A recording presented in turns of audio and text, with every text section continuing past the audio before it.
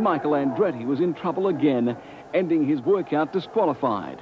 The former Indy champion having driven only 4 participating laps in 3 races. Today, under pressure, Andretti moved into 6th position on the 3rd row.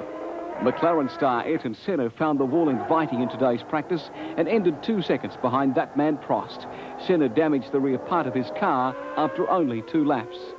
Prost again dominated the session, even though Damon Hill pursued hard for most of it. The San Marino Grand Prix expected to be a red-letter one for Prost, but that depends very much on the weather.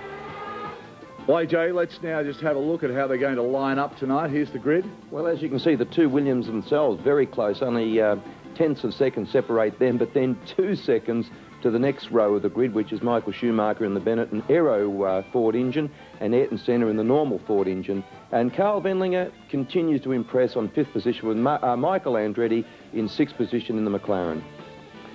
Blundell, very good result from in the Ligier. Berger and Alesi in the 2 Ferraris. Brundle in the other Ligier. Patrese and Herbert bring up the final grid there with a 1:25.11, which is some 3 odd seconds slower than the Williams. Well, now as we go into this race, the World Drivers' Championship, as Ayrton Senna leads it with 26 points from 2 wins, from Alain Prost 1 win 14. Damon Hill in 3rd place. Mark Blundell and Johnny Herbert equal 4th, and Michael Schumacher 6th with 4 points. AJ, the big rumour around the paddock overseas at San Marino right over the weekend is that Michael Andretti may be under some pressure to lose the drive.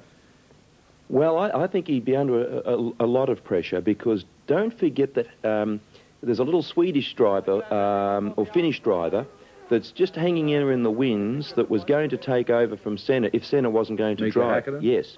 And he is there poised, and I'm sure that Ron Dennis will be saying, you know, well, here we go now, we're having a couple of incidents, and, you know, this, I mean, okay, I think it's bad luck. I really do believe he's just having a bad luck run, but he's having little losers and making lots of little mistakes. There's another one now, gets it up on the curb, loses it, writes the rear wing off. No real structural damage to the car, I don't believe, but certainly not the thing that Ron Dennis likes to see, and, you know, I don't know, I think he's under an enormous amount of pressure right at the moment.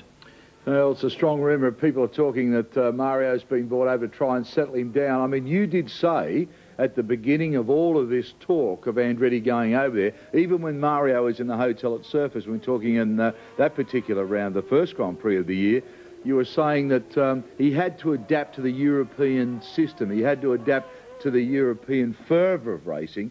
I'm just wondering if that's sort of going against him. Well, it is different. I mean, you know, racing in Europe is different. It's a whole different mentality. It's a different schooling. People come up with different thought process, and most of the people that he's racing against have done Formula 3, Formula 3000, they've raced on the circuits, and of course now he's going into a catch-22 situation, because he'd be almost in that panic mode. Gee, I've got to do something right soon, otherwise I'm going to lose this drive. And that's exactly what makes you make mistakes. Yeah. So I really do feel sorry for him. All right, we'll keep you up to date the best way we can with Michael Andretti. Mario, of course, was over for the European Grand Prix, and he's been flitting back and forth trying to settle his son down. We'll take a break, come back with all the action from San Marino. Stay with us, Australia. Rev it up, little boy, and ride.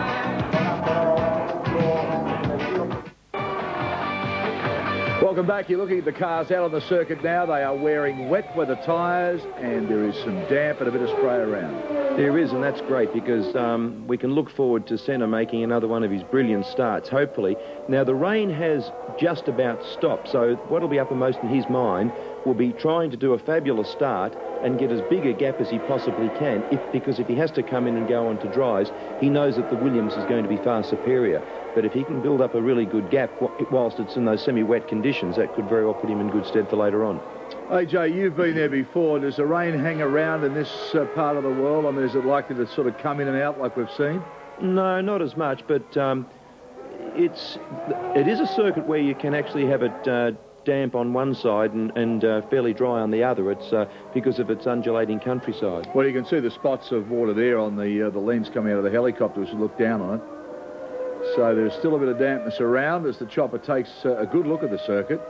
This is amazing, you know, that we've had these sort of wet races, because really and truly it's been a lay-down misere for Prost or Hill in those Renault Williams. I mean, they enjoy something like about a 70 horsepower advantage over the Ford engines. But, of course, they can't use that if it's wet. And it's incredible the way we've had 3 wet races on the trot, which has allowed Senna to bring the driving into play. And Senna's refused to sign up on a permanent basis. It's still a drive-to-drive, a race-to-race deal, waiting for Ford to give him the better engine that Benetton have. Well, there's rumours over the weekend. In fact, it was announced that he has signed up, now for the year. But I don't really believe that is the case. I believe he's playing politics. I think he's trying to get Ford to make a move to supply him with a good engine. Funnily enough, Ron Dennis has even offered Benetton some of the technology, some of the tag technology, the active suspension to go on their car if they will agree to let Ford give Ayrton the aero engine sooner. So politics are really coming into play, and I think Ayrton is using that as saying, well, look, unless you make up your mind and give me an engine, I might just stop. Tom Walkinshaw, the man that they've got to deal with there? Well, he'd be the one that'd be making it difficult, that's for sure. Yeah. In the box position, Walkinshaw is somebody we know pretty well in Australia because he's had a lot to do with the development of the Holdens the last 3 or 4 years. Or lack of it. And came out here from a Ford man. Came out here, of course, with the Jag. It was the first time that we'd had anything to do with Tom Walkinshaw. Okay, gridded up now. So time to go across to our 2 commentators, the voice of Grand Prix racing, Murray Walker, and his big sidekick, James Hunt.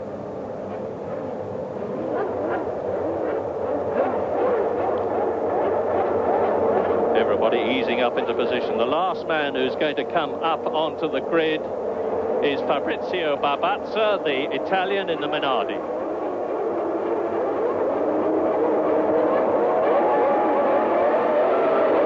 Away they go. Minimum wheel spin with traction control. Cross leads away. Damon Hill comes right up alongside him. Damon Hill is challenging, but he's at left-hand corner, and Prost should get through before they come up to the right-handed Villeneuve bend. Senna is already up into 2nd position. And that was Olivier spinning, I think. And it looked like Blundell's helmet. So a very short race for Mark Blundell. Damon Hill leads. Senna has got ahead of Prost. Senna has got ahead of Schumacher. And there you see a spinning wheel. And I think it was Martin Brundle out of the race as they fight. And that's the Benetton of Riccardo Patrese. You can see how slippery the conditions are. But it's Damon Hill leading. It is Ayrton Senna in 2nd position. And Hill goes off. And this will give Senna a chance to close up. Prost is 3rd. Schumacher is 4th. It's one of the Ferraris in 5th position. And they're tiptoeing round the course. Riccardo Patrese has stalled his car and is out of the race. And that's terrible news for the Italian because he's not in very good odour at Benetton. But Damon Hill leads. Senna 2nd. Prost is 3rd. Schumacher is 4th. In 5th position, it is Gerhard Berger. In 6th position, it looks like Karl Wendlinger. That's a very good start to the race by Damon Hill. He made his little mistake there, but seemed to gather it all up. And Hill was a bit unlucky not to get his first pole here yesterday. He rode up on his very quickest lap by a slower car, and he only missed it by slightly under 1/10 of a second to Alain Prost. But he's been driving with great assurance. In these conditions, he's certainly got a lot more confidence about them than the ultra-experienced Alain Prost. So Damon Hill stretching away a little bit from Ayrton Senna, and Senna with Prost behind him, but not close enough to challenge. Yellow flags, of course, they can't overtake at that point. Well, Damon Hill driving superbly, but what a marvellous start by Ayrton Senna. As you can see, Michael Schumacher is in 4th position. One of the Benettons out already. One of the Ligiers that are... Now, here's a replay, and Senna charging, weaving to the left and right behind Hill. Senna looking way through the tire, the wheels bouncing down the road, and that, the Ligier, we saw go, and we didn't see what happened to Patrese, but it appears that he spun and stalled the engine, and really that he's having a dreadful season, Patrese, and he really ought to think about retiring.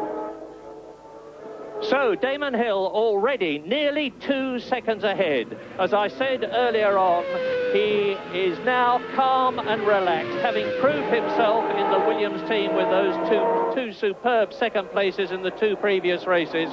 And now the fight is between Senna for 2nd place with Alain Prost right behind him, as Schumacher in 4th position, then Gerhard Berger 5th, Wendlinger 6th, but Andretti has kept going 7th. Jean de Lacy is in 8th position, and the Ligier, and I'm still trying to check whether it is Martin Brundle or Mark Blundell who's gone off. It's Mark Blundell who went off because Martin Brundle is in 9th position.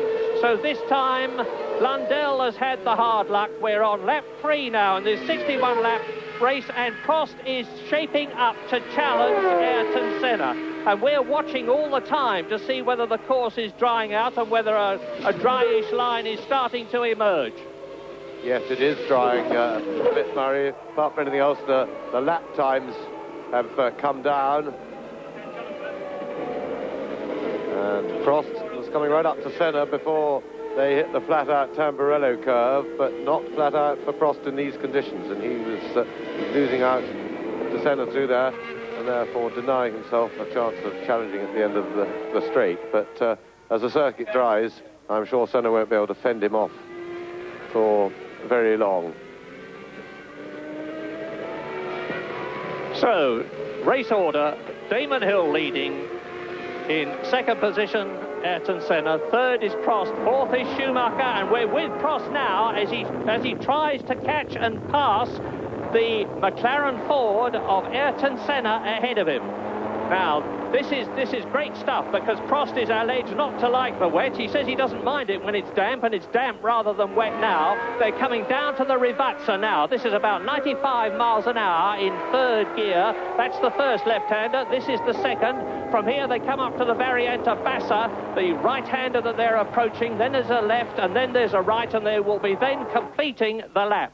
With Hill leading, Senna 2nd, Prost 3rd. You can see the battle. Schumacher is 4th, Berger is 5th, Wendlinger is in 6th position, Andretti is 7th, Alesi is 8th, Martin Brundle is in 9th place, Johnny Herbert is 10th, Leto is 11th, so he's come up a good few places. Felipe Alio is in 12th position, and Prost is going through, but not if Senna can stop him. Senna closes the door as they sweep round the Tamburello. Prost. Tremendous stuff there. Prost having a go using the power of the Renault to just simply out-drag Senna from the last corner into the Tamburello, but Senna, I think, was taking the Tamburello still with his foot flat to the floor. Prost was lifting, and Senna able to get back in front of them. But of course, when the circuit does eventually dry out, it won't be the same problem for Prost. He'll be able to keep his foot flat down to the floor and sweep past him on the straight, I'm sure. But now Damon Hill is some 4 seconds ahead of this battle for 2nd place, because there's no doubt about the fact that Ayrton Senna, with less power than Alain Prost that we're riding with now, is holding up the Frenchman, and that is giving Damon Hill the chance to pull away. And he's leading a Grand Prix for the first time for reasons other than a tyre change. He led in Donington, of course, but that was when Prost or Senna ahead of him had come in for tyres. And he led for a time in Brazil on the tyre change basis, but now he's out there on his own on real merit ahead of this battle, and behind Alain Prost that we're with, some 5 seconds behind, is Schumacher in the Benetton. So once again, Senna will be emphasising when this race finishes that it is his skill that is keeping the McLaren ahead of the Benetton, and they're both using the same type of Ford engine. And Senna, this time Prost doesn't have a go. Sitting behind him, looking to have a go under braking here for the Tosa corner, but he's not quite close enough. That's a very good view from the onboard camera. Let's hope we see plenty of Senna while we've got the chance, while Prost is following him. But Prost, look at the power of the Renault engine taking him on the uphill drag. But Senna later on the brakes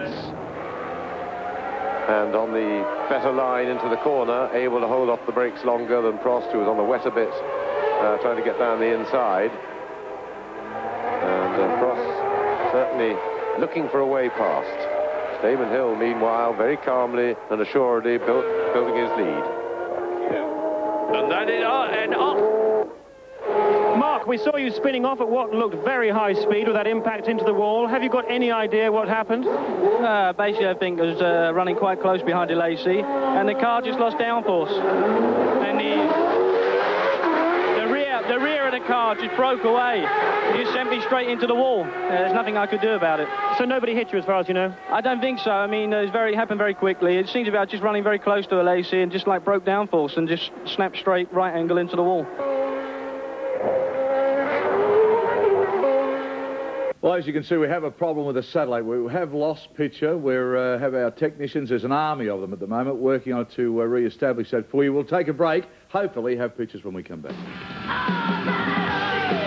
Back, as you can see, Hill, Senna, Prost, Schumacher, Berger and Wendlinger. They are the top runners at 6 of 61. It's nice to have the satellite back, pictures re-established here. AJ, before we go back to Murray and James, two things I'd like to bring up quickly. The track is starting to dry, so they're going to go on to slicks pretty soon. Yep, and I reckon if they do, Senna will be the first in. He always judges that extremely well. He's always the first in for slicks if it's drying, or he's the first in for wets if it's getting wet. And he really has to do something like that, because you can actually see the advantage that the Williams Renault has got. I mean, it is considerably quicker in a straight line, and the minute that Prost doesn't have to go or stay on the dry part of the circuit, he'll just use that superior power just literally to drive past Senna. So I would imagine that as soon as, look at that, I mean, that either Senna's in problem then, I mean, he must have missed a gear or something, but I mean, just to be able to pass him up in that short space like that, there's, you know, as I said, he's enjoying about 70 horsepower more. Second point, Murray's made mention that Schumacher and Senna have the same engines. That's not quite correct. No, they're not. In fact, that's what the whole business is about. I mean, you know, Senna's bluing. He's saying that, you know, I'm the superior driver in a good car. If you want to win the World Championship, how about giving him that more powerful engine, quick, smart? Now that Prost has passed him, and he really hasn't got anything to lose as such, I wouldn't be at all surprised to see him into the pits fairly shortly for slicks. OK, comments from Alan Jones. Let's go back to Murray, Walker and James Hunt. Can be very crucial. Lap 7 now. Is Alain Prost going to be able to catch Damon Hill? Damon Hill leads him on the 7th lap out of 61 by 8 seconds. You can see the gap is starting to develop between Prost in 2nd position now and Senna in 3rd place. Schumacher is dropping further and further back. There he's in 12th. He's 12 seconds now behind Alain Prost and ahead of Gerhard Berger. There is Berger. There is Wendlinger behind him, number 7, appropriately in 7th place, Michael Andretti. And he's now hopefully got his racing rhythm settled down in the McLaren Ford, overcome any nerves he may have had. And he is in 7th position ahead of Jean Alesi, the charging Frenchman. Wendlinger goes through and passes Rubens Barrichello in the Jordan Hart. So the little Brazilian has obviously got a problem, as you see the broken Ligier of Mark Blundell in the background. And now Andretti is challenging the man who has been his downfall in the last 2 Grand Prix, Austrian Karl Wendlinger in the Ilmor V10 powered Sauber.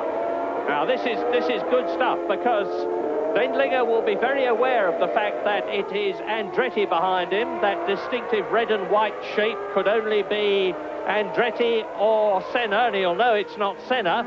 So Wendlinger will be worried about Andretti, and Andretti will certainly be very worried about Wendlinger, having received the Sauber at enormous velocity in the side of his McLaren at Brazil.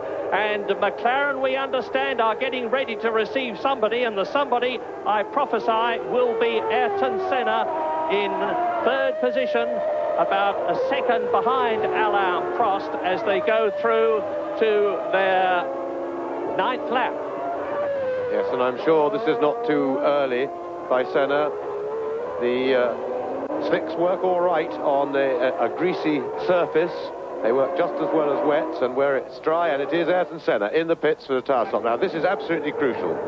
They've got to do a really quick run and get Senna moving on those dries. And let's keep an eye on his time. 5.7 seconds, and as Senna exited the pit, Schumacher went through, and we'll soon see whether Schumacher is ahead of him. I think Schumacher has moved up into 3rd position in the Benetton.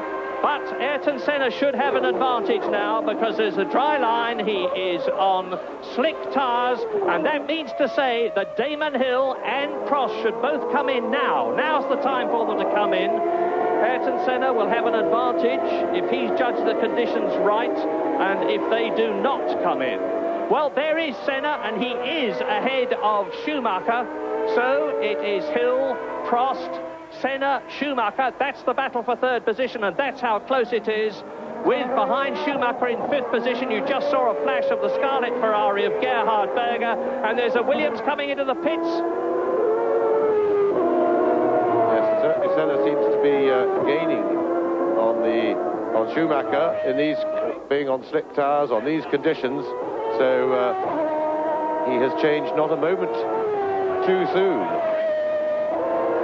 In fact, maybe he could have got in a lap or so earlier, because we'll look at his lap time, but Senna is certainly going quicker.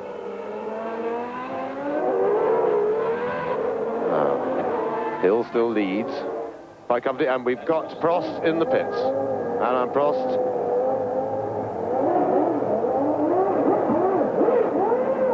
And not a good getaway. Lost a lot of time on the getaway there. Now, where is Senna? Senna is just appearing. He's going to be behind Prost as he goes by, but he'll have a lap of experience on the circuit in these conditions, and will have felt his tyres, and Schumacher in, and one of the Ferraris. So it's all happening. It's Gerhard Berger, and on lap 10 now, Damon Hill is leading, and you can see that the Ferrari, as he stalled it, the steering wheel is off. Is this a retirement? Indeed it is. Oh, Gerhard Berger retires on lap 10 of the 61-lap San Marino Grand Prix to join Riccardo Patrese and Mark Blundell of the front runners, with Damon Hill now leading Alain Prost by 25 seconds, but remember that Prost has made a pit stop. Senna is third, just 2 seconds behind Prost. Andretti is up to fourth. Alesi in the Ferrari, fifth. Martin Brundle is in sixth position. Johnny Herbert is up to seventh place in the Lotus. Schumacher is eighth, and JJ Leto in the Sauber is ninth. Yes, well, Senna's first flying lap, and he's got past Prost. And Jonathan and Senna just going away. He's got past Prost, and he's making good advantage of the dry conditions. And Jonathan has got Gerhard Berger. Gerhard, what was the problem?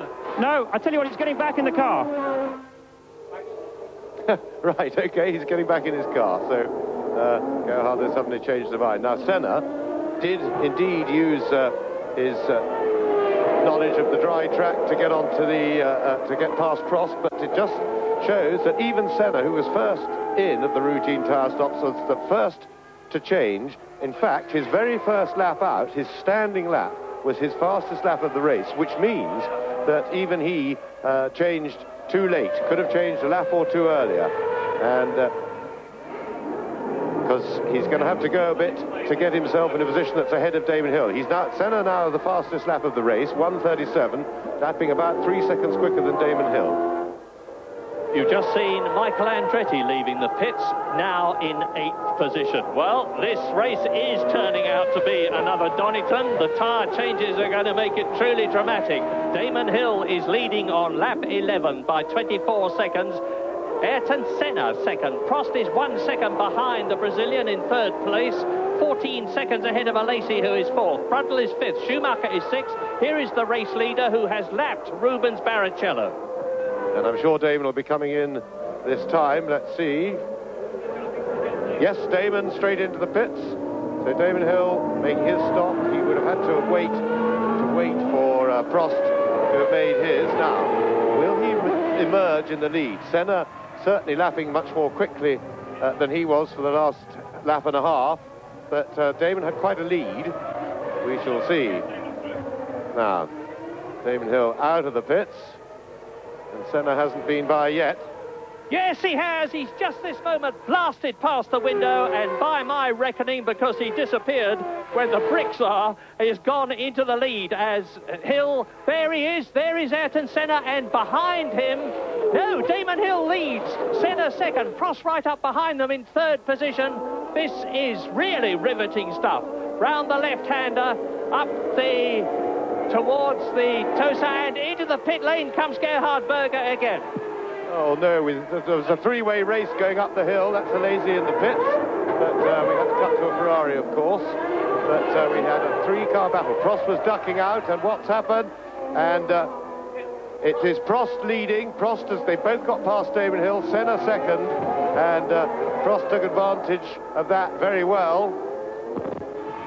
So first, second, and third, all covered by a handkerchief.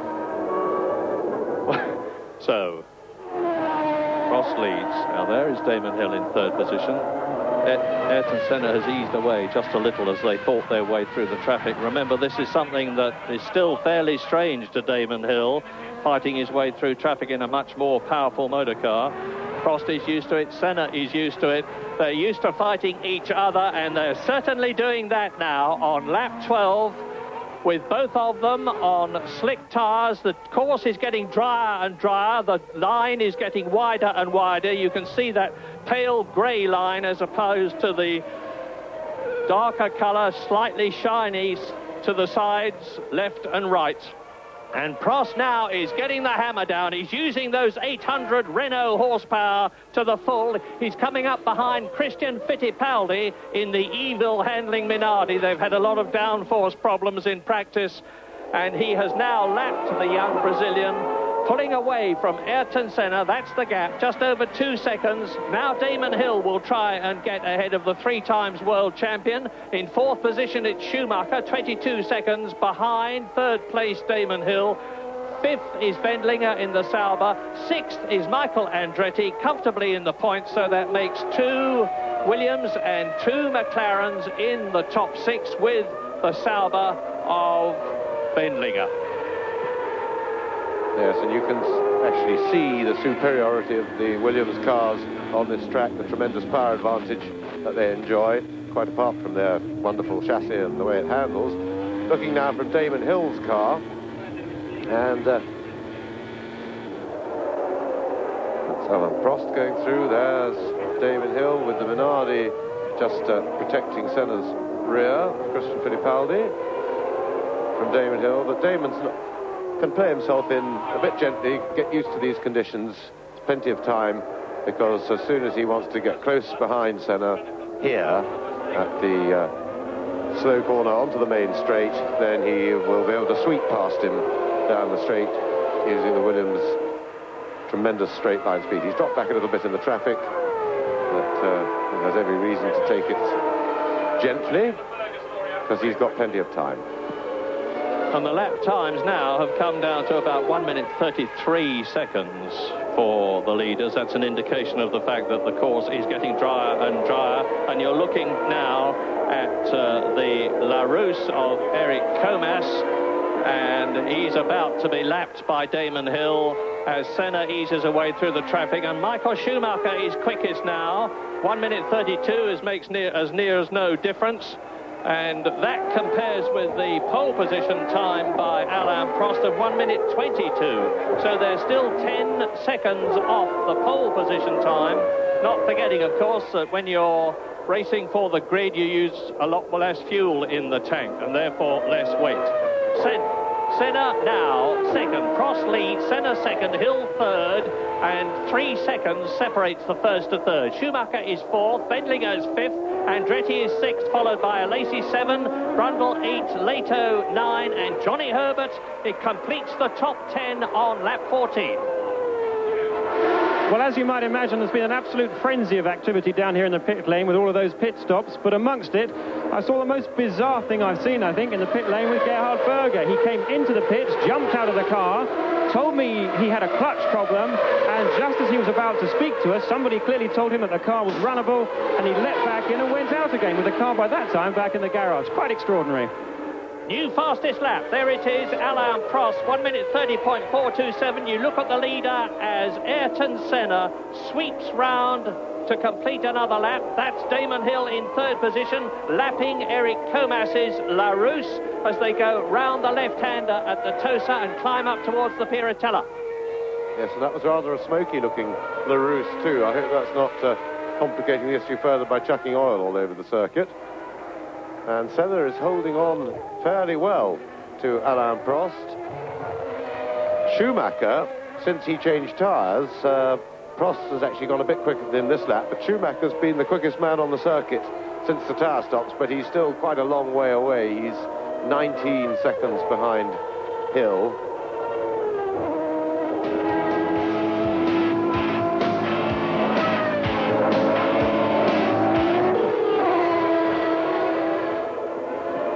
Meantime, behind this lot, Martin Brundle is having a big battle with J.J. Leto's Sauber for 9th position. Now, there is Schumacher, followed by Wendlinger. Schumacher in 4th position, Wendlinger in 5th place. So the Austrian is driving a superb race. Michael Schumacher in the new B193 Benetton, the car that was introduced at Donington. They're doing a lot of work on it between races and getting it settled down. That is Wendlinger in the yellow helmet and the black car, 5th position. Michael Andretti is in 6th position, holding on. He has now done 15 laps. That's the longest Grand Prix distance by far that the American has done, and he's looking good for a top 6 first points finish as the Benetton and the Sauber. Now, that is Derek Warwick, who is about to be lapped in the footwork car, and incidentally, we had a dramatic announcement yesterday that the footwork team are going to use the TAG McLaren active suspension system as soon as they possibly can. They've done a deal with Ron Dennis of McLaren, and that should make the new FE14 footwork Mugen even better than it is now. So, Schumacher trying to get past Derek Warwick, which gives Wendlinger in 5th position. There he is, the opportunity to close up on the German ahead of him, young Michael Schumacher, 23 years old, and Wendlinger is 25, and Alain Prost is the first man under 1 minute 30 seconds. It's getting drier and drier and better, and Derek Warwick continues to occupy the place on the track that both Michael Schumacher and Karl Wendlinger would like to have. They're coming through to complete the lap, and it's here that Schumacher should be able to get past, because they're on the fastest part of the course now, approaching the Villeneuve curve, 200 miles an hour, as you look at the Ferrari of Jean Alesi chasing Michael Andretti's McLaren. Yes, and they're only 2 or 3 seconds away from dry times now. And as a result of that, Senna has fallen back a little bit. He's closer to Hill than he is to Prost now.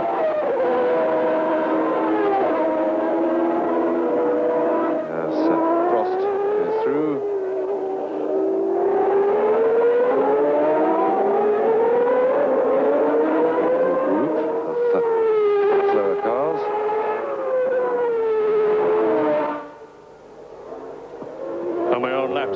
And this is the race order as you watch race leader Alain Prost coming through to complete a lap. He is some 4 seconds ahead of Ayrton Senna, second. Hill is third, 4 seconds behind the Brazilian, but 22 seconds ahead of Michael Schumacher, who is fourth. Wendlinger is fifth, 1 second behind Schumacher. Andretti in the second McLaren is sixth. Alesi is seventh. Brundle is eighth. Ninth is Leto. 10th is Johnny Herbert. 11th is Philippe Alliot. 12th is Zanardi in the second Lotus. Then Barbazza is 13th. Comas 14th. Suzuki 15th. And so on. De Cesaris, Warwick 17th. Bader, Katayama and Barrichello. Fittipaldi is the last driver still running in 21st place. 4 retirements. Alain Prost is fastest so far. 1 minute 29.175. He's on his 18th lap. You look at Schumacher, who has made better use of the traffic. He's got ahead of Derek Warwick. And Warwick has still got, has he? What he's got behind him now, Andrea De Cesaris. I think it's certainly one of the Tyrrells as they go up from the Tosa to the Piratella, where they turn left. They're doing about 155 miles an hour as they plunge down to the Acqua Minerale. There is Warwick. Behind him is Wendlinger in 5th position. So Schumacher really used the traffic intelligently as Michael Andretti in the red and white McLaren comes up to try and take Andrea De Cesaris, number 4, the Italian in the Tyrrell, who's about to be lapped. He is in 16th position.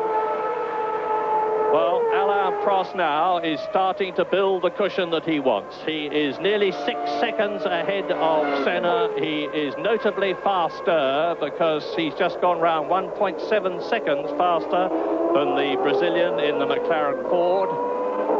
There he is.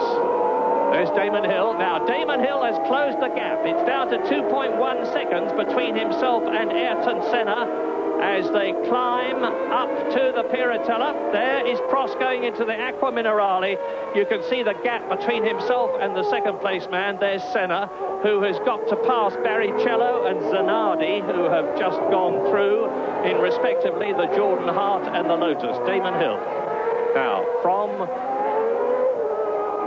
they go up to the Variante Alta, which is the highest part of the course. From here, they start to drop down. That's Damon Hill, and he's got Ayrton Senna in his sights now. The gap is coming down all the time.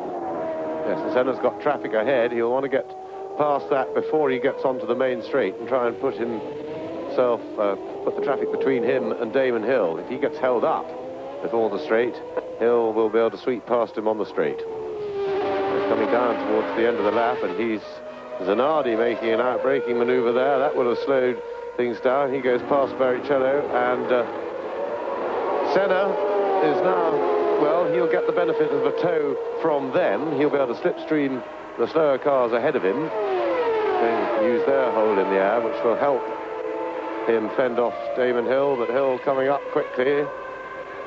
Well, Senna holds it, and Zanardi and Barrichello having a very big private battle of their own, and whoops, and Damon Hill just avoided it, I think. I didn't see contact there, and that must have been a heart-stopping moment for Damon Hill.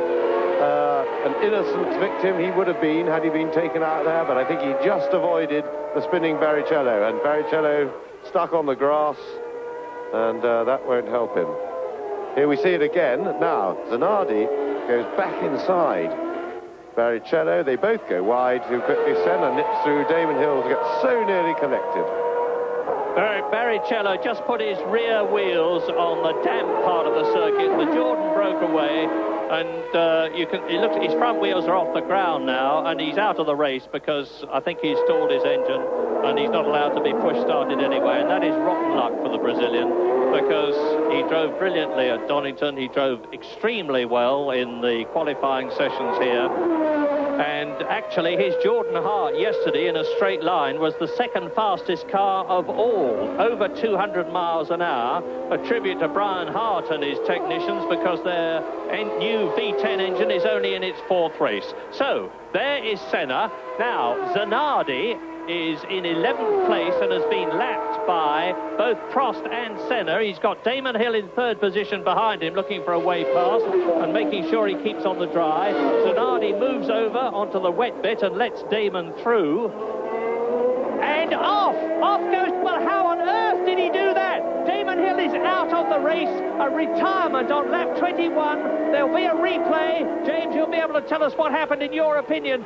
But Damon Hill looks to me as though he just threw that away by taking the wrong line. And you can see it's on the same corner, the Tosa corner, and Damon Hill retires from the San Marino Grand Prix that he might well have won. Yes, really a great pity that, but we'll have a look at a replay, but it looked to me as if he just simply got on the wet bit and slithered straight off. He was going just a little bit too quickly and didn't hold it in tight. The same slithery bit that caught Zanardi, that caught Barrichello out the lap before, except he seemed to lose the front end of the car, did Damon Hill, and just understeered straight off. Now here we see what he's doing. Well, it's just understeered off, just didn't get any grip at the front. And he will regret that, but it's all part of the learning experience, and to be fair, he's doing jolly well so far for one's own experience. In the meantime, Prost, new fastest lap, he's put in, and his lead over Senna is now 10.5 seconds. So, not much excitement up at the front. That's Derek Warwick, just in front of Michael Andretti.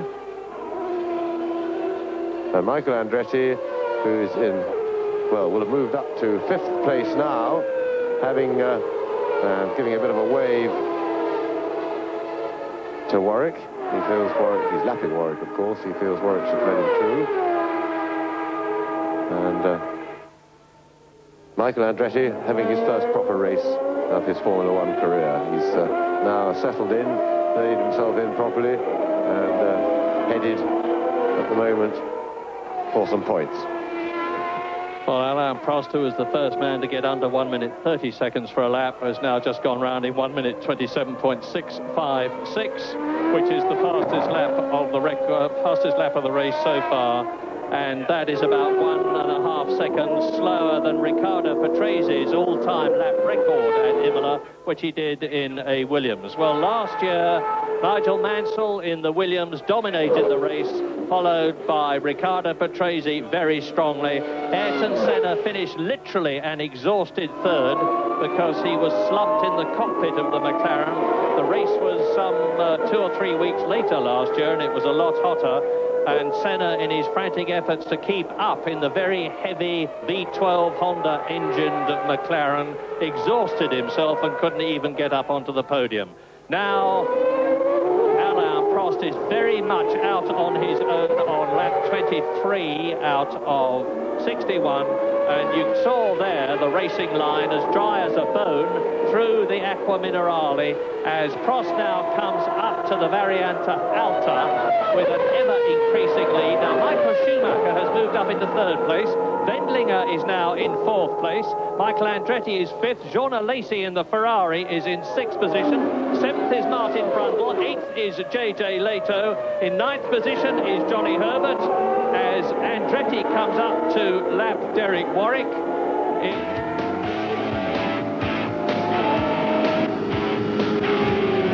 Nice to have your company right around Australia. Lap 23 of 61, Prost, Senna, Schumacher, Wendlinger, Andretti and Alesi. So Ferrari finally getting up into the top runners here. 2 things, AJ.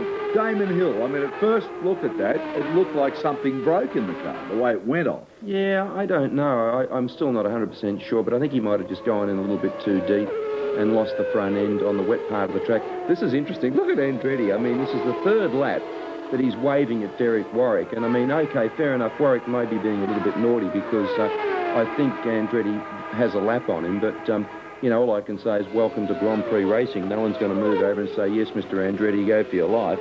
Apart from that, though, some of the antics of the slower drivers hasn't been all that good in this race. No, there've been a couple of them have been a bit naughty. They, quite frankly, just haven't looked in their mirrors and they haven't realised that the faster cars have been coming up, and we've seen a couple of real close shaves. But, you know, that was interesting. I mean, Warwick's saying, basically, if you want to get past Pal, you earn it. I'm not moving over and waving you through. And, you know, Michael was waving in sort of 3 laps in a row. But, yeah, I think that's just part of the experience. That's what he's going to get used to in Formula One. Take you back to the San Marino race with Murray and James. Who is in 9th position, ahead of his teammate, Sandro Zanardi. So what Prost is looking for, of course, is reliability and the ability to just keep going, and he's doing so now. And that was Johnny Herbert, so just ahead of Prost there, so Prost is closing in to lap Herbert. In the meantime, he has a 12-second lead over Senna. And I think Prost is already easing up a little bit on the pace. He's happy with that size of a lead. We'll see what this lap is. He won't quite catch Herbert before they get to the line, I don't think. So things fairly straightforward now for Alain Prost. It's a matter of working on reliability, looking after his car, being gentle with it. Stroking it home. Now we'll see what lap time he does. Senna, he realises it'll be a vain pursuit and a new fastest lap for Prost, so he's not slowed up enormously. But he's still extending the lead. Yes, he's 1.6 seconds this lap faster than Ayrton Senna, and if the past is anything to go by, I imagine Senna's attitude now in the cockpit of the McLaren Ford, and don't forget he's in second place. He's got nothing to be distressed about, except that he would like to be first, but his attitude will be, I have no doubt, I will continue to go as fast as I possibly can, in the knowledge that the worst I'm going to finish is second, and if I can pressure possible, I will finish in the lead, because the gap between himself and Prost is now some 14 seconds as Schumacher passes the Larousse of Philippe Alliot, the Frenchman who is in 12th position and lapped. Now that's Fittipaldi going off in the Minardi, and behind him I saw a McLaren. It's Michael Andretti, but it looks to me as though the American must have avoided the Brazilian, otherwise we would have stayed with that replay longer. And Michael Schumacher now coming through the Acqua Minerale. He is on his 26th lap. We're not yet at half distance in the San Marino Grand Prix, round 4. And something that you should bear in mind is that even if Senna did not finish this race, he would still be in the lead of the World Championship when we go to the next race, which is at Barcelona in Spain in 2 weeks' time, because he has a 12-point lead over Alain Prost. Senna has 26 points and Alain Prost has 14 points, and Prost will get 10 if he wins this race, so even if Senna got no points at all, he would still have a 2-point lead, and I suspect he's going to finish second, so he will still be very well placed. Thank you. Yes, indeed. If Senna can get 6 points for second place, he'll find that very satisfying and more than he could have reasonably expected, because here in dry conditions he would expect a best effort of third, unless we have a Williams retirement. Well, we've had that, and that's moved him up a notch, although I'm quite sure he would have preferred the retirement to be Prost rather than Hill, because, of course, Prost will be more likely to accumulate lots of points during the season, and it's Prost who he'll be fighting for the championship. Now, you just saw Aguri Suzuki in the second footwork car, and that is Michael Andretti going up the hill. We're on lap 27 now, and it's still Prost 15 seconds ahead of Senna, who's 40 seconds ahead of Schumacher, so Senna is, to the best of his ability, maintaining the pressure on the car in front of him, the Williams of Alain Prost, who, as you see, is going faster and faster. Now the first man under 1 minute 27 seconds. Bendlinger is in 4th position. It looks as though we're going to have a Sauber in the points again, and this is the team's first year of Grand Prix racing, a magnificent achievement if he stays there. Michael Andretti in the second McLaren is 5th, Jean Lacey is 6th, Brundle is 7th in the Ligier, Leto is in 8th position, and Johnny Herbert, who is 9th, has been lapped. 10th is Zanardi, 11th Barbazza, and in 12th position Philippe Alliot, and we ride now with Jean Lacey. You can never mistake his style in the Ferrari. Look how high he has his hands on the steering wheel. Watch his head as it comes into vision and then out of it. Now he's coming through to complete the lap as Alain Prost does the same thing. Well, we got a bit of a funny pop from Senna's engine note as he went past here the last time round, but he was also doing his fastest lap of the race, so we think it's probably just a slightly faulty gear shift rather than any misfire on the engine. 16 seconds he trails Alain Prost, and looky, that's Martin Brundle taking that shortcut that seems so popular. We've seen it quite a lot at the Acqua Minerale. Just get it a bit wrong going in, but there's plenty of tarmac to catch them as they take that little shortcut. Just hope that Brundle didn't damage the under tray or anything on his car and can rejoin to do further battle. Well, Senna's speeding up. He's just done 1:27.5 to the nearest 10th of a second, and Jonathan Palmer's got Damon Hill in the pit lane. Damon, that looked absolutely bitterly disappointing. We saw the car apparently just go wide at Tosa. Can you tell us what happened? Well, I've been having some problems with the brakes, and Just that one time it caught me out, unfortunately, and I wasn't able to recover. It was locking up the brakes for that corner, was it? Yeah, it was a combination of the problem with the brakes and also pushing quite hard to make an impression on Senna. Did you get on the wet line on the inside? Yeah, well, I mean, the brake pedal was long, so I had a long brake pedal, so basically I had no choice but to try and straighten up as much as I could. I mean, I was running out of track, and obviously eventually I did run out of track. Do you think you could have caught Senna? Yeah, I definitely could have caught Senna, but I didn't. Very hard luck indeed. Thanks, Damon. Okay. Well, to the inevitable humorist who says if he had a long pedal, why don't Williams make a shorter one? It means that he actually had to push the pedal further towards the bulkhead in order to make the brakes work. And poor Damon Hill out of the race, his second retirement in 4 Grand Prix. But I was saying that Ayrton Senna in a 1:27.5 has now got within 0.3 of a second of the all-time lap record by Riccardo Patrese in the Williams Renault. So Senna is keeping up the pressure, but he's still 18 seconds behind Alain Prost, and we're on the half-distance lap 30 now.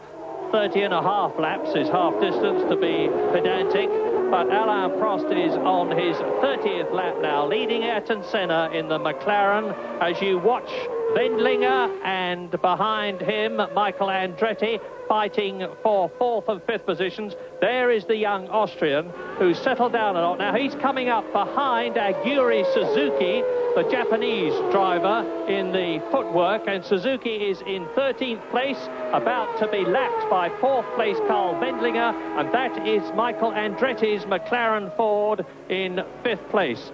Wendlinger driving a fine race, and incidentally that proves the strength of the Ilmor V10 engine.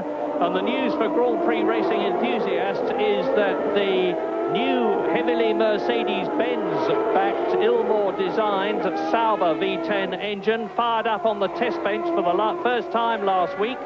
And Mario Ilian of Ilmor was telling me that the results look promising. And if they get an even more powerful engine in the Sauber, it will really start to fly.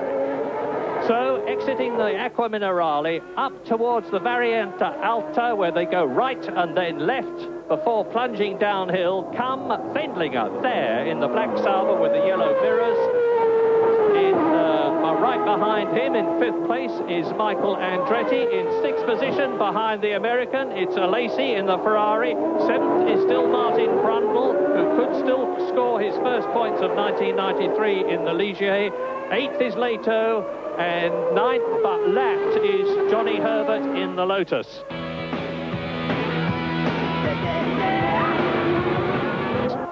Is comfortably missed by Alain Prost, but if he'd gone on and not kept to the left, that might not have happened. And the Suzuki is still ahead of Wendlinger, and Andretti in 5th place is still catching the Austrian.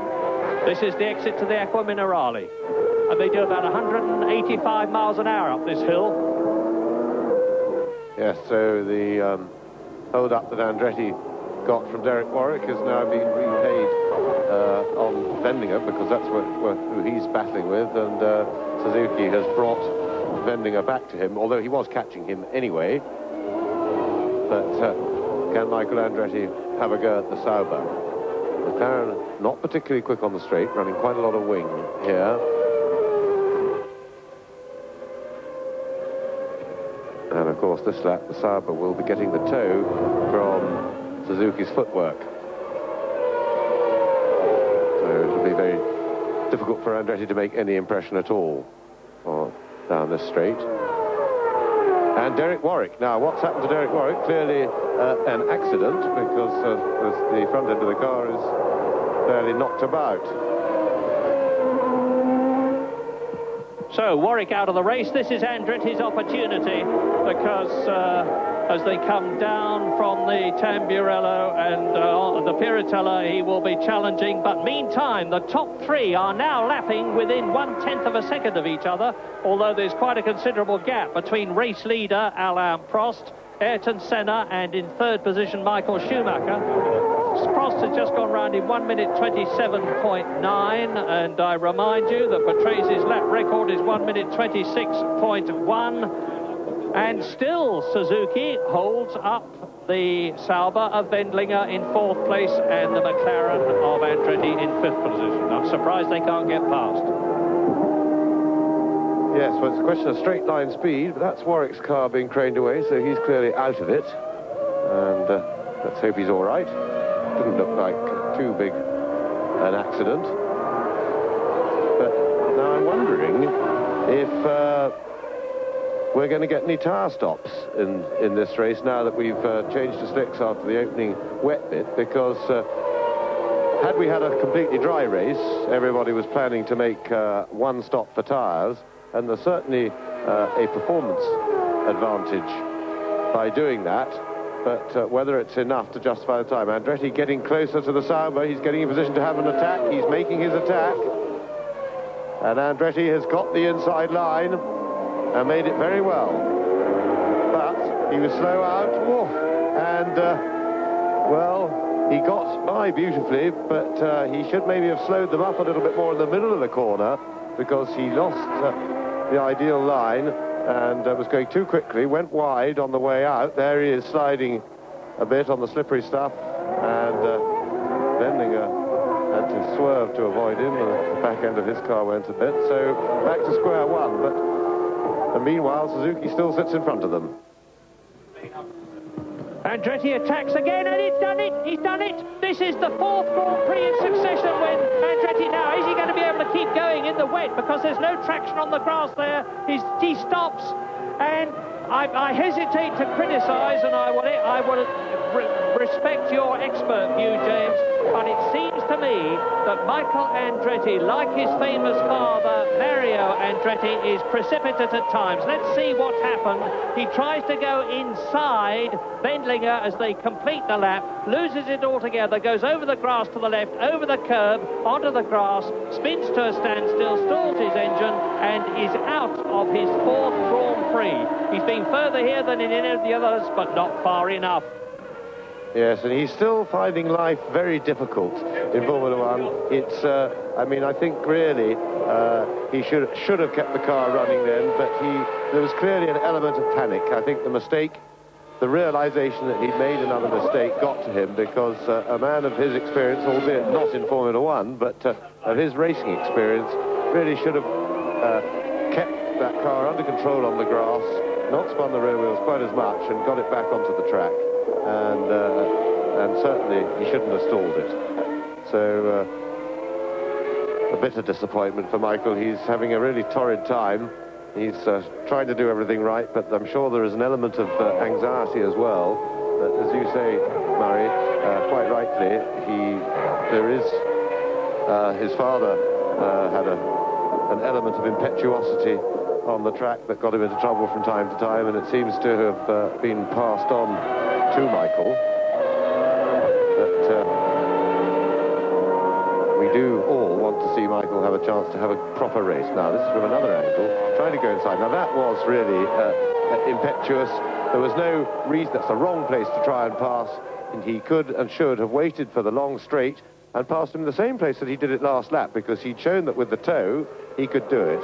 And this was inexperience of tactics, and that's surprising, because with all his experience of racing in America, the tactics are similar, and really that was quite wrong to try and pass Wendlinger where he did. Yes, James, whilst that undoubtedly was a mistake from Michael Andretti there, I do think there are mitigating circumstances, and that's that just about 30 seconds before that incident, the rain started to come down, and I do think he could have been wrong-footed by a wet track. It's raining relatively heavily now. It's coming down. I think the cars will be being slowed up soon due to track conditions. Yes, I certainly accept that, Jonathan, and I heard you call that it had started to rain, but at the same time, if it was enough to make it extra slippery, he will or certainly should have seen the rain on his visor and been aware that the rain was coming down. And again, that still doesn't excuse the placing of his attack, because he just showed himself that he could actually tow past the Sauber on the straight, and all he had to do was wait till they got back to the straight, position himself right, and get the toe and do it again. But this time with a bit more care of how he tackled Tozer, and that, I am certain, is what he should have done. So, whilst, yes, it was unfortunate the rain came down, I'm sure that it was the wrong place to try and pass. So the Michael Andretti of Italian parentage out of the race. Not too bad news for the Tifosi, because the man you're looking at now, or were looking at, Jean Alesi in the Ferrari, moves up into 5th position ahead of Martin Brundle, who is in the points, ahead of JJ Leto, who is 7th, Johnny Herbert, who is 8th, Zanardi, who is 9th, Babazza, who is in 10th position, Philippe Alliot, who is in 11th place, as Alain Prost goes through and passes Carl Wendlinger.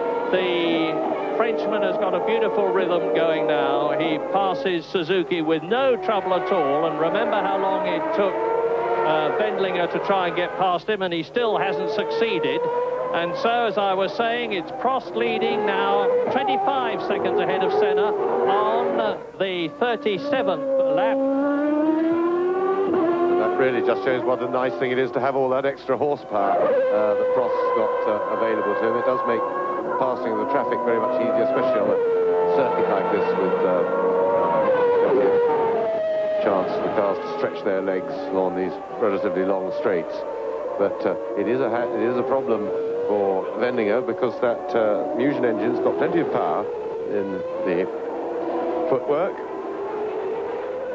and it's given Alesi the chance to catch right up, you see, with the delay, and that will be very frustrating for Wendlinger. Now, he's in a good position to pick up a toe from the footwork this time. He's in the ideal place, and the Ferrari's coming up sharply behind him. This is the view from the cockpit of Alesi's Ferrari. Remember, they always have their cameras on the left. This is how you get into the draft and get the toe, and he's alongside, and I fancy Alesi's going to have it. He's got the line in, and Alesi moves up into 4th place. And Wendlinger will be pretty annoyed, I reckon, that he's been stuck so firmly behind Suzuki, because that's clearly cost him a place. Yes, a tribute to the charging determination of Jean Alesi, who has to be one of the most spectacular drivers, if not the most spectacular driver of modern Grand Prix racing. And he's proving it, and there's going to be an enormous cheer when he goes through now in 4th position in the V12 Ferrari. And now let's see how he copes with Aguri Suzuki. We've seen what Carl Wendlinger did, or tried to do. Alesi pulls out, but Suzuki closes the door, which gives Wendlinger now in 5th position the opportunity to close up. It's still Prost leading on his 38th lap. Senna is 26 seconds behind the Frenchman now. Schumacher is 3rd, 25 seconds behind Senna. So there's 50 seconds between the leader, Prost, and Schumacher 3rd. And Prost has lapped Jean Alesi, who says, move over to the Japanese driver in front of him, who no doubt is saying, you make your own arrangements, mate, because I'm going to stick on my racing line. But if anybody can find a way past Suzuki, it will be Jean Alesi. Is he doing it? Yes, he is. No problem at all there. My goodness, really forceful driving. Now, Carl Wendlinger will see the way to do it. Incidentally, that's where Alesi tangled with Gerhard Berger last year. Berger in the McLaren, Alesi in the Ferrari.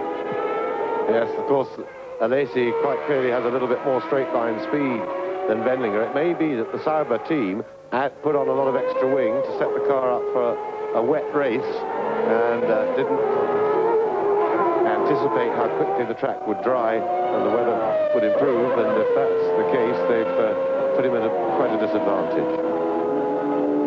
Because in the normal way, if it's going to be really wet, then the teams put their cars on a maximum downforce setting. They put as much wing as they can on, but that, of course, slows them down in a straight line. And Wendlinger was clearly markedly slower than the Ferrari. And I know the McLaren's running quite a lot of wing, and that's not very quick. And Michael Andretti was able to get past him on the straight with the help of a toe. Now, there's Alain Prost. We know the Williams Renaults were comfortably quickest on through the speed traps on all parts of the circuit with their power on Friday and yesterday. So no problem for Prost to sweep past these slower cars. Well, somebody said to me yesterday, do you think Prost has still got it in him? And I said, well, I should think so. He won the South African Grand Prix. He started in pole position in South Africa and in Brazil and at Donington, and is going to here at Imola. I should think he can do the job all right.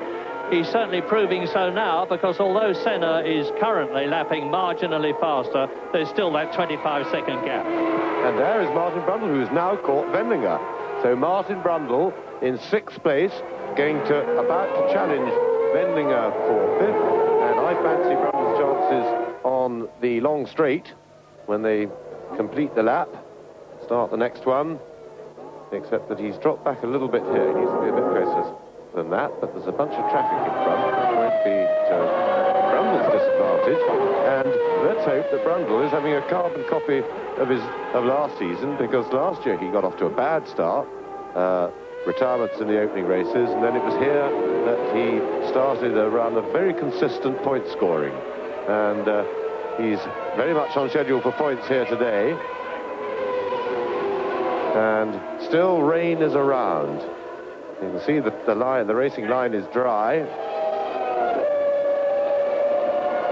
Now, there's Wendlinger, there's Brundle, and he's probably not quite close enough this time. And of course, the other thing is that Wendlinger's got the chance. He's getting a tow from the cars ahead of him.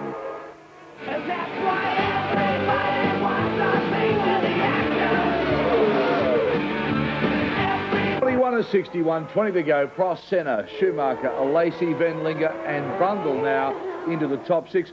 AJ, the Ferrari, I can't get used to looking at the Ferrari with that white line. It looks very much like the Dallara did the last couple of seasons. I mean, Ferrari to me just should be just that plain red car. Oh, I couldn't agree more. I think they've spoiled it. I hate that white stripe on it. Ferrari for me is all red. But hey, what a good dice going on here between Brundle and Wendlinger. I mean, they're really at it. I don't know... Brundle seems to have come on quite strong towards the latter part of the race. Now, whether Wendlinger's got some sort of problem, I don't know, but if we're a little bit lucky and the director stays on this dice, because they're really at it hammers and tongs. And the hint of water is still about. It still could rain the next 20. Well, yeah, and I hope it does, because if it does start to rain and they have to come in and put their wets back on, well, then it'll make it a bit more interesting vis-a-vis Senna and Prost. Yeah, but Prost still got a very comfortable lead, even if that happens. Yeah, he's got a 20-odd second lead, but if they came in, it'd be a great carrot for Senna, wouldn't it? Because he'd really get the eyes on and go for it. OK, let's take you back down to Murray and Jones. Yep. Side Wendlinger, he's clean through with tremendous speed on the straight of the Ligier Renault, and into 5th place for Martin Brundle.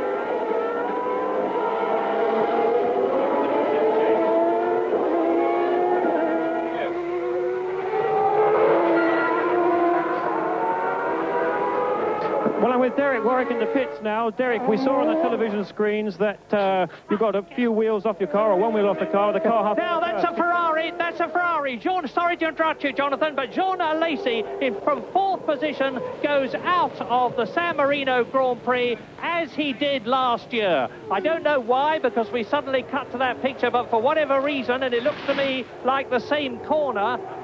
It's the exit from Tosa on the climb up to the Piratella. Now we're with him, and he's gone off, I think, at exactly the same place. He's climbing up towards the Piratella now and pulls off to the right. Now, we really need a whole shot of the car to see why he stopped. Helmet off. I don't think he went off. I suspect it was an engine problem, but he's out anyway. Yes, it looked like he pulled off a mechanical failure, and that moves Martin Brundle up to 4th place.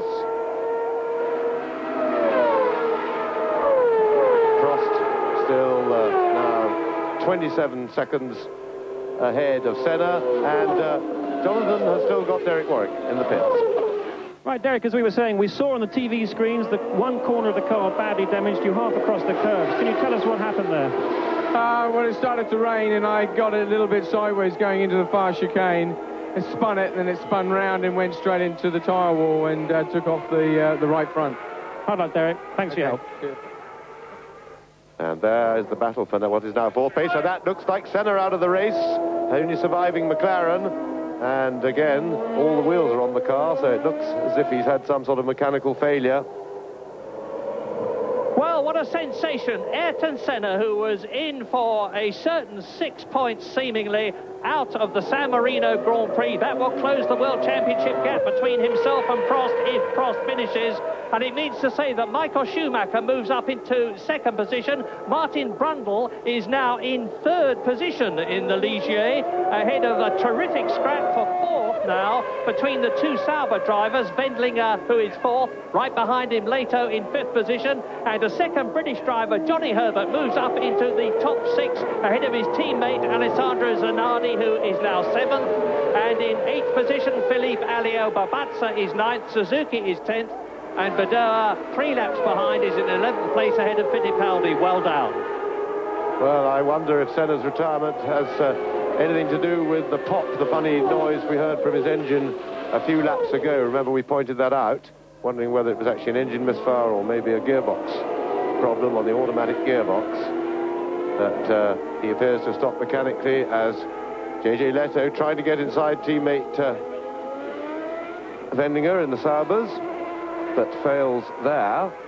And ahead of him, Martin Brundle has got past the very obstructive Aguri Suzuki, and so he'll be happy to have Suzuki behind him as a sort of cushion. And that looks like somebody having a bit of spin. Babazza.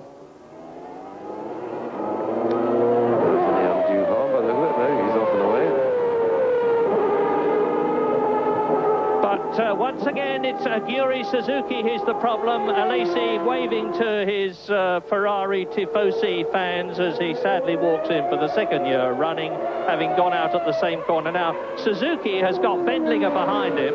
Suzuki is either 1 or 2 laps down. And there is the footwork, the red and white car. Behind him, the black Sauber in now 4th position. In 5th position, I'm sorry, just ahead of JJ Leto. The top 6 now on lap 44. Alain Prost 50 seconds ahead of Schumacher, so Prost really can coast home if he can keep it going. Up to 3rd comes Brundle, to 4th comes Wendlinger, to 5th comes Leto, to 6th Johnny Herbert. Well, I'm with Michael Andretti down in the McLaren pit. Michael, you're having a great scrap with Wendlinger there. Things were looking good. Few changes of place, but then it looked like you braked a little bit too late down into Acqua Minerale. Was that the problem? No, my brake balance was off. I had too much rear brake because it was set up for the wet, and I was trying to get to adjuster. I couldn't adjust it, and I was in trouble, and I had to go at him there, and I almost overshot the corner because I locked my rears. And then I was just following him into the next chicane, and they just locked on me, and I just got caught because I was going to try to have another go at him on the straightaway again because he seemed to be having problems there for some reason, and I was just trying to be careful and do that, and I just couldn't get to the brake balance adjuster. That was the problem. So you weren't actually trying to overtake him at that point? No, not at all. Well, we desperately hope that you manage to get a finish soon, Michael. Thank you. Thanks. Well, Aguri Suzuki, who is in 11th place and 2 laps behind, has now got a very impatient Carl Wendlinger behind him, who has got a very impatient JJ Leto catching him. So, again, Suzuki is the key to the placings. Yes, and Wendlinger this lap and the previous lap is absolutely perfectly placed behind the footwork getting onto the straight, and despite the toe, the hole made in the air, that for him to go through, for Wendlinger to go through, the footwork just pulled away. And certainly there's a very poor straight line performance by the Sauber, and I can only think that they must have put maximum wing on for wet conditions, gambled on it staying wetter for more of the race, and this is rather hurting them. 16 laps left, and Alain Prost is well on his way to a record 46th Grand Prix victory. But 16 laps is a long way. We've seen Ayrton Senna go out. We're riding with Alain Prost now as he crests the rise. Now there is Michael Schumacher, 52 seconds behind the Frenchman in 3rd position. Coming down to the Acqua Minerale behind Luca Badoa, the the Formula 3000 European champion of last year, and still Suzuki holds off Wendlinger. Now, you remember how Alesi and Brundle just went straight past Aguri Suzuki after a bit of a struggle, admittedly, but Suzuki has had Wendlinger behind him for lap after lap after lap, which demonstrates the comparative experience of the Austrian. And J.J. Leto keeps closing up on his teammate in front in an identical car. Aguri Suzuki is now catching Fabrizio Barbazza, who is in 10th position, but Suzuki in the footwork is, Barbazza is 9th, but Suzuki is 10th. So you're seeing a race now, and neither of those two on the right, Barbazza, who is 9th, or Suzuki in the red and white footwork, who is 10th, and both of whom are ahead of the two Saubers who are trying to lap them, will want to give way. Suzuki will be wanting to get past Barbazza. Barbazza will be wanting to stop him, and neither of them, I suspect, will be paying all that much attention to their mirrors and the rapidly closing Saubers. So, Acqua Minerale. The middle car is Carl Wendlinger. The one on the right, at the back now, is J.J. Leto from Finland, Keke Rosberg's protege, as is the unfortunate Mika Hakkinen, who is here again for the 4th Grand Prix, in which he will not have driven for McLaren because of Ayrton Senna deciding he's going to have another go. And the rumour is pretty firm now that Ayrton Senna has signed, or will be about to sign, for McLaren for the rest of the season, and that is indeed good news. But Jonathan Palmer is in the McLaren pit area, and I gather he's got news for us. Well, I've just spoken to Ron Dennis of McLaren, and he confirms that Senna's problem was a hydraulic failure. Now, on the McLaren, the hydraulics power both the semi-automatic transmission and the active suspension, so it could have been either of those two systems that actually caused the car to stop. Yes, well, that may have been a popping sort of gear change that we heard if it was starting to fail a few laps earlier. But nevertheless, Senna out of the race. Still, Aguri Suzuki fending off, as it were, the two Saubers. And I think it's inexperienced by the team. You can see they've got the 3-tier rear wings on, and that's maximum wing for the wet. Most of the other teams are running just a 2-tier. And big problems. Now, of course, Senna was all rather dramatic before this race here for Ayrton Senna. Thanks, Ed. Look, that's Johnny Herbert at the back, and he's caught the two Saubers. Johnny Herbert in 6th position has caught J.J. Leto in the Sauber, who is 5th, and Carl Wendlinger, who is in 4th place. And they are all being held up by Suzuki and Barbazza's battle. And if I had to put my money on anybody as J.J. Leto attacks Carl Wendlinger, does he take him or not? And Johnny Herbert goes through. So Johnny Herbert is up to 5th, and J.J. Leto is up to 4th, and Johnny is on a charge. His highest ever finish in a Grand Prix is 4th. He's done that twice this year, and he's going to do it again.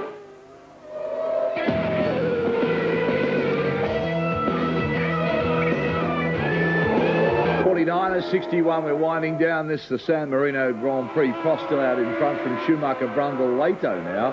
Herbert and Wendlinger. By gee, we've seen some names in the top runners tonight. AJ, I just want to talk about the Sauber we're looking at there. They look so impressive in the early parts of races, but they tend to drop off. And while in the break there was a very long pit stop at this part of the race. Well, I certainly think it's late in the day to be making pit stops, but the other thing, they do seem to lose the speed as they go into the race, and I mean, it surely can't be overheating or anything like that, but their speed seems to have dropped off vis-a-vis what it was at the early part of the race, and I don't know, I'm a bit confused about that myself, Daz. Well, it's a good dice now with Johnny Herbert joining into this group here. Certainly is. Well, I mean, at the end of the day, I mean, they've done a fantastic result considering the amount of Grand Prix. I mean, here we are now with two of them in the top 6, and they've qualified in the top 6, and they've run in the top 6 virtually every Grand Prix they've done. So, great debut into Grand Prix racing for Sauber. Back to Murray and James.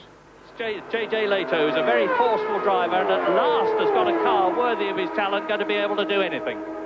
Behind Herbert is his teammate, Alex Zanardi, who has come through from quite a low grid position. He was 20th on the grid, I think, and Zanardi having a look down the inside of his teammate, Herbert. Herbert won't be terribly impressed with that. He gives him a sharp little chop across the nose, and that puts Zanardi back a bit.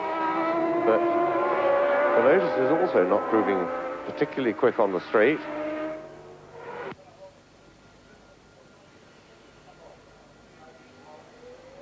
And Leto has got past. He's got through the traffic. Of course, he's still got Suzuki ahead. He's got past Barbaza. So Alain Prost now is on his 51st lap. We're losing sight of the Frenchman because of this riveting struggle between Suzuki, who's 2 laps behind Leto on the lap score, but just ahead of him on the circuit, on the track itself. And so Leto now, in the black car with the green helmet, is in 4th position. Johnny Herbert is 5th. Right behind him in the second Lotus is Alessandro Zanardi, who is in 6th place. And because J.J. Leto's got past, he's pulling away. Now that's Suzuki into the pits. That has broken the bottleneck, if you can break a bottleneck. And Suzuki is into the pits in the footwork Mugen. And for a 10-second penalty. This is the first time we've seen this on television. But Aguri Suzuki, for some reason or another, has been deemed to be doing something wrong, and so now Johnny Herbert is still battling with Zanardi. I think Zanardi got through there, and I'm quite sure, Mo, that he would have been deemed to have been holding up the leaders, people who are lapping him, and not giving them reasonable passage. I'm sure that's what it would be about, but J.J. Leto will probably say... very good, but why so late? And on lap 52, Alain Prost now is a long, long way ahead of Michael Schumacher, 52 seconds to be exact. Martin Brundle is in 3rd position. In 4th position is J.J. Leto, and then the 2 Lotus cars, and I'm just checking to see, it's Zanardi now in 5th position ahead of Johnny Herbert. They have both got past Barbaza. Alio is in 7th position, but 2 laps behind in the Larousse Lamborghini. Barbaza is similarly 2 laps behind the leaders in 8th position. Aguri Suzuki, who's just had that 10-second stop-go penalty, is in 9th place, 10th. But 3 laps behind now is Wendlinger, 11th, and the last runner out of the 25 starters is Luca Badoa in the Lola. 3 laps adrift. Now, just watching the straight line speed there, Zanardi towards the end of the straight was picking up the turn, closing in on the Sauber, but he seemed to lose quite a lot of ground in the first half of the straight on acceleration.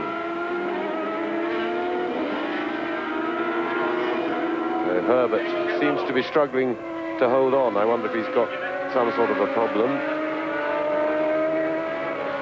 And there is Alain Prost, leading by 50 seconds from Michael Schumacher. Wendlinger's gone back into the pits, still with a rough-sounding misfire.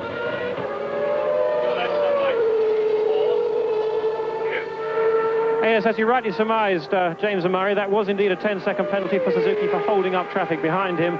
And indeed, it's actually started to rain again in the pits now. Well, so we'll look at the circuit, but so far that racing line looks bone dry, and it's only been spots of rain since the start of the race, just occasionally, and that looks like Leto's car, or is it, oh no, Wendlinger walking away. There is Carl Wendlinger, so the engine misfired and finally cried enough. But another pretty good showing from a Sauber. You know, it may have been some quite trivial problem. For instance, this morning in the warm-up, he had one of the electrical sensors for the traction control on his Sauber brake, and that dragged his lap times down quite a lot. But anyway, Alain Prost now is seemingly well on his way now. He's on lap 53 out of 61 to his 46th Grand Prix victory. This quite incredible little Frenchman.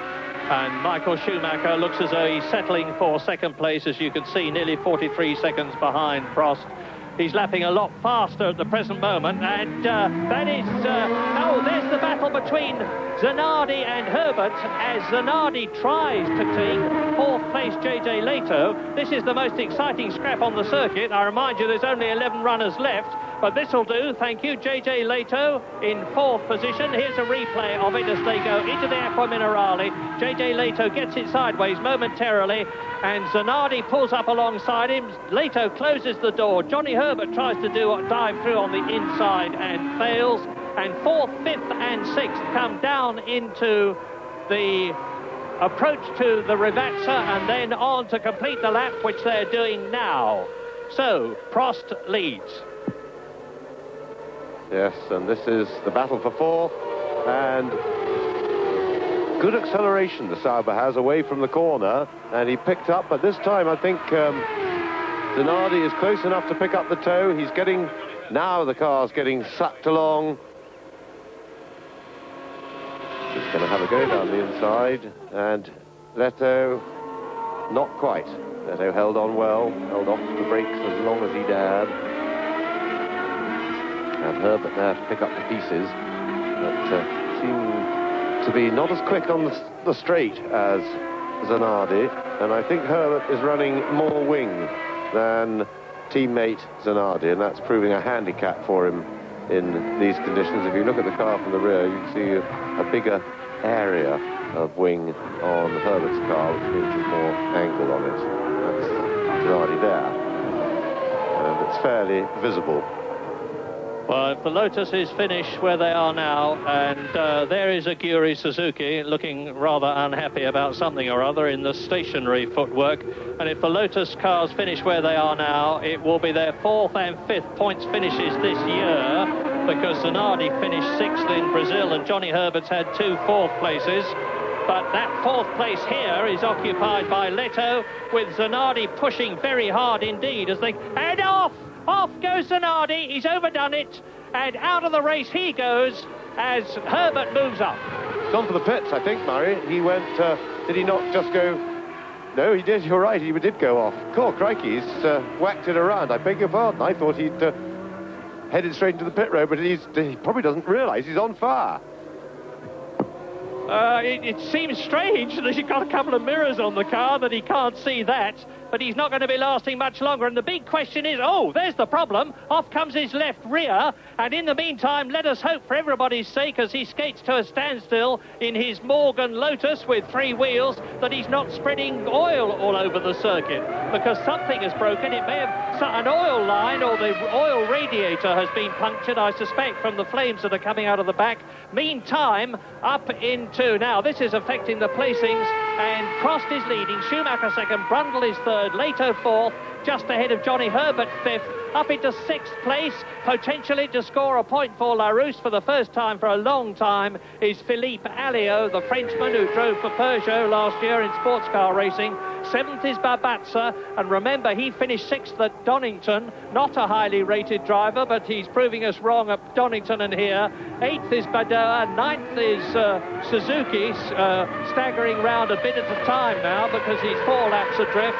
And Carl Wendlinger out of the race. There's only 10 runners left out of the 25 who started, and Alain Prost, the race leader, is on his 56th lap out of 61.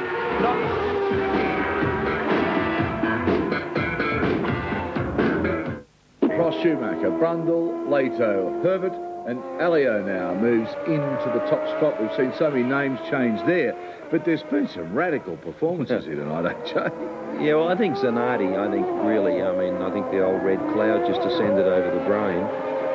There's only several laps to go, and he probably thinks, well, if I keep this up, I envisage myself on the rostrum. You know, and I think he just made a stupid passing manoeuvre. But to come back onto the circuit like that is ridiculous, because for no other reason, coming back onto the circuit, he should have looked in his rear view mirrors to see if there was another car coming on him so he could get out of its way, and in doing so he would have seen all those flames. We might have a replay of this. I mean, yeah, so he just went in there a bit silly, and he's obviously gone in and clouted the wall, and if he would have done that, he would have thought to himself, perhaps, well, I might have done a bit of damage. Then when he drove back onto the circuit, he should have looked in the mirrors to see if there was other cars coming anyway, to see if he wouldn't get in their way. Plus the fact, if he didn't feel that, he's pretty insensitive bum on him. You know, the whole thing's just a bit of a joke, really. I tell you what, he really cleaned the marshal up coming back, too. Just see the guy leap out of the way. All right, let's go back to Murray and James for the closing laps. Michael Schumacher catches Johnny Herbert, who is 5th, and J.J. Leto is 4th, is for 4th place, because Brundle is well down. He's a 1 minute and 20 seconds behind Alain Prost and has been lapped by the race leader. So there's only 2 people on the same lap. This man, Michael Schumacher, who is 2nd, 36 seconds behind race leader Alain Prost. And Martin Brundle has been lapped. But as Martin Brundle came good in the Benetton last year at Imola in the San Marino Grand Prix, so he looks like coming good after a very barren patch in the first 3 races in South Africa and Brazil and at Donington 2 weeks ago. Now, can Johnny Herbert catch and pass J.J. Leto as they come down to the Rivazza and take from the Finnish driver 4th place? Just 4 laps left in the race. Now, while this battle rages away, we'll keep an eye on it.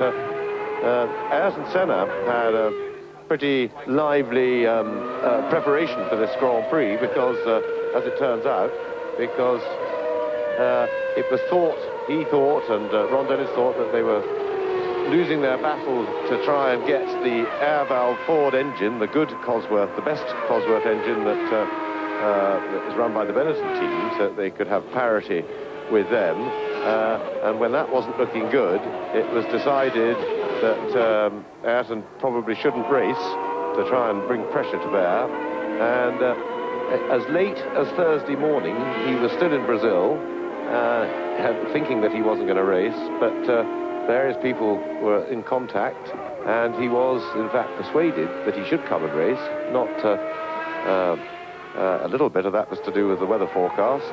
A lot of it was to do with the fact that ultimately he's a racing driver, and that's what he wants to do anyway.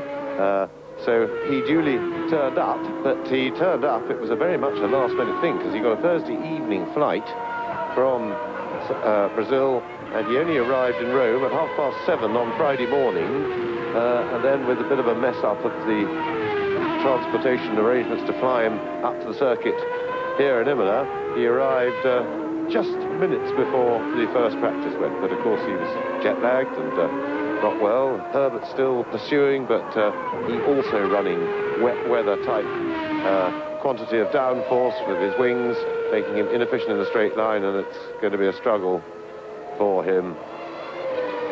So the future situation, though, with Senna would be that, in fact, he hasn't done any sort of deal yet. He is still really anxious that the Ford engine should be part of it. That is what's holding him up. The financial arrangements, whilst are pretty much agreed, that's not a problem. The big problem is the technical side, that he wants the best engine, but I think that although he hasn't signed, I'm pretty sure that he will do the rest of the season, and certainly all motor racing enthusiasts have got to hope that, because we need somebody to challenge Alain Prost and make this a fight for the World Championship. Michael Schumacher, 2nd place, the only man on the same lap as Alain Prost, who is now on his 59th lap and completing it. And this is very significant, because neither J.J. Leto nor Johnny Herbert, who have been lapped by Alain Prost, will go the full 61 lap distance, and that means that Herbert, well, he's blown his engine, I think. I saw a suspicious puff of smoke, and then it went again, and now it's gone yet again, and it looks as though Johnny Herbert's race has been completed on lap 58 for him. So out goes Zanardi, out goes Herbert, and that is rotten luck for Herbert, because with 2 4th places in the bag already this season, he's repeatedly been interviewed by Jonathan Palmer as a retiree, and if he gets in time, he probably will be again. But meantime, it's taken the pressure off number 30 there with 2 laps to go. Number 30 being J.J. Leto, and the highest he has ever finished is 3rd position, and that's Aguri Suzuki doing a bit of rally crossing, having rejoined the race after his 10-second stop-go penalty. And on lap 60 of the 61-lap race, there is race leader Alain Prost coming through, soon to start his last lap. 35 seconds ahead of Schumacher 2nd, a lap ahead of Brundle 3rd, Leto 4th, up into 5th position goes Alio, to 6th position goes Barbazza, who looks as though he's going to finish in the points for the 2nd race running, and we certainly would not have forecast that, because he started from 25th and last on the grid. Yes, and bitter disappointment for Johnny Herbert. 2 laps to go he had when his engine went, and what a shame. There is Alain Prost, and really for Prost it's been a very straightforward win. Bit of pressure at the beginning of the race when he, with the wet, slippery conditions, remember he will have been only too aware that he's had two rather checkered outings in the two previous races with wet weather. That must have filled him with some apprehension, but it was a pretty straightforward wet-dry race in that the track dried steadily and quickly. Senna never really had a chance against the Williamses once the track was dry, until Damon Hill made his error, which was compounded by a braking problem. And a horrible misfire has just gone past us, which is J.J. Leto. And J.J. Leto, he's been struck by a misfire. Will he be able to limp round and hang on to his 4th place? He's got a big lead over Alio in 5th place, so long as the car keeps going, he should be able to get there. Prost, though, for him, once he got onto his slicks, the Williams there, oh no, I don't think that's going to go very much further. And Prost, once he got onto his slicks, he was off and away, and a very easy, straightforward win for him in the Williams Renault, with showing its most impressive superiority here at a power circuit. But the chassis as well is the best. Well, Alain Prost proving that he certainly can get the job done, because he's within a whisker of winning his 46th Grand Prix and raising his point score by another 10 to close within 2 points of Ayrton Senna for the lead in the World Championship. Alain Prost wins the San Marino Grand Prix for the 3rd time in his career. He won in 1984, he won in 1986, and now he wins for Williams Renault. A very well-deserved, beautifully judged, and immaculately paced victory. But with the good news for British enthusiasts, and Michael Schumacher there coming through to finish in 2nd position. Now, the German is only in 6th position in the World Championship, so he certainly needs the points as he goes through to finish. And Martin Brundle has already finished 3rd because he had been lapped and does not go the full distance, so that's his first points finish for Ligier, and a very happy one for him.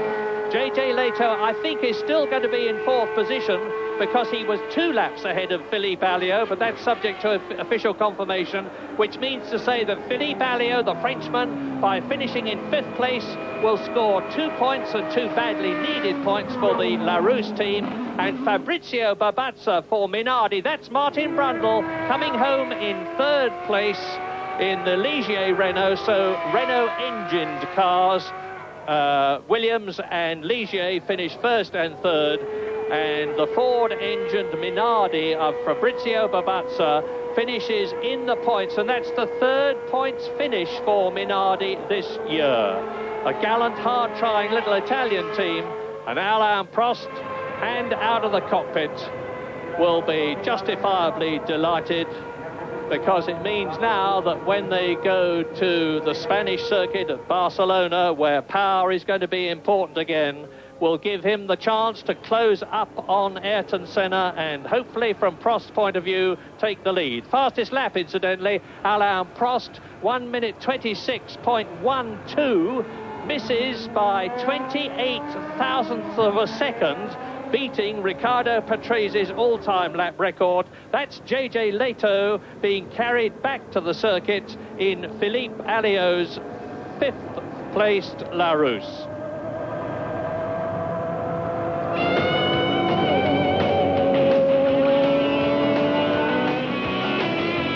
The Italian fans, they love their sport, their motorsport, flocking in now for the presentation. Jonesy, a very exciting race, but probably all for the wrong reasons.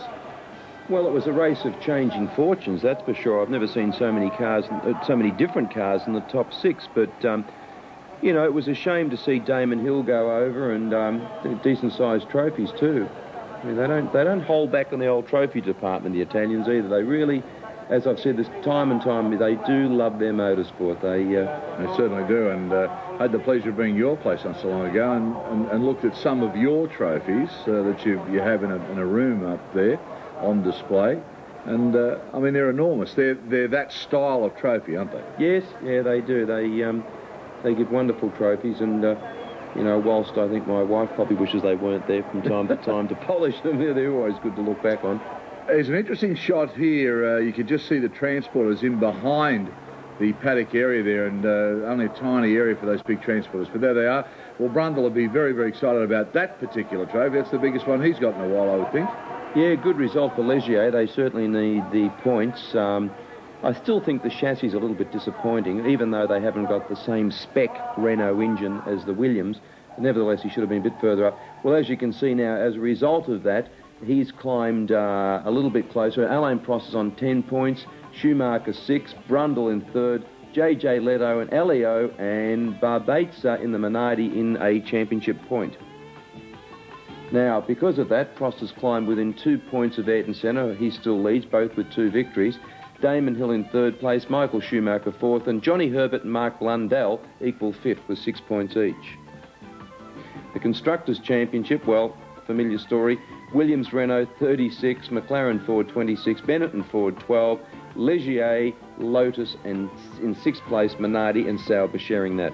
Still pretty interesting when you look at that Constructors' Championship. I mean, it's not as one-sided as it has been in the last couple of years. I mean, it's good to see Minardi. It's good to see other names coming into there, Sauber and so on. I mean, it's getting interesting. There's a couple of things I want you to talk about here that I noticed during the telecast. If you saw the Ferrari for Lacey pull up, there was a shot of the dashboard there, and as AJ said to me, this is what it looks like now, this new digital readout. And we'll show it for you. And AJ, as he pulls over here, we get a real good shot of what he's looking at. Yeah, well, long since has gone the old original tachos, as we used to call them, the rev counters. Now they have a digital readout, and the driver in some circumstances can press buttons and he can get revs, he can get all the temperatures, how many litres of fuel he's got left, what he should and shouldn't be doing. There's a whole host of information that's fed through that digital readout in front of him. The Italians let me down there. There was a nice tight shot of that. I was hoping we were going to get a little look at that where you could have maybe had a look in more detail. Never mind. The other thing I wanted to look at was the stop-and-go penalty, because it's the first time we've seen it happen in a Formula One race. Your opinions of this? I don't think it's a bad idea, quite frankly. I think it's all very well and good to slap someone's wrist after the event, but it really doesn't get the message across. I think if they're driving unsportsmanlike, or if here we are now, we're seeing him come in, he has to come to a complete standstill, someone times it down for 10 seconds and then he's allowed to go. And what they're saying, well, you can see the countdown on the right-hand side, and what they're saying is, hey, look, you're driving in an unsportsmanship manner, you were being lapped, you were holding up a really good dice, we're now going to drag you into the pits and penalise you. I reckon that's great. Yeah, well, I mean, he'll know next time. But I think it's really good. I mean, we said tonight, watching the race, there were so many radical drivers and so many radical moves. I mean, that is going to be in the back of their mind now. I think that's an excellent progressive move from the Formula One camp. OK, well, as we say each time round on Nine's Wide World of Sports, the big events just keep coming around. And let me tell you, there's plenty coming your way. The Spanish Formula One Grand Prix from Barcelona. That's Sunday, May 9, 10:30, but that's Eastern Standard Time. So check your local guides all around Australia for that. That should be a very